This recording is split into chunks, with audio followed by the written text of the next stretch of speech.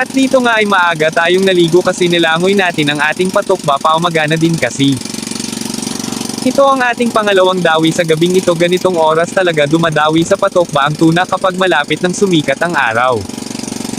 Kapag nasa the way na lang ay kailangan na nating i-lock sa ating kamay ang nylon para hindi ito nahuhuros. Kapag nahuros kasi ito ay magkakaroon ng pagkakataon ng tuna na magmadaling lumangoy pa ilalim. Kailangan din nating paspasan ang pagbitak nito para makontrol natin ang tuna kung saan natin ito pupapwestuhin at kung saan tayo comfortably na pumalo. At kapag patay na nga ang tuna saka naman ito gagansahin ng ating kasama para hindi mapatid ang nylon kasi mas mabigat ang tuna kapag patay na. Sa paglalaot anumang oras ay pwede tayong mabasa kaya kailangan madami tayong dalang pamalit. Paki-follow, like and subscribe naman ang ating channel para updated kayo kung sakaling interesado kayo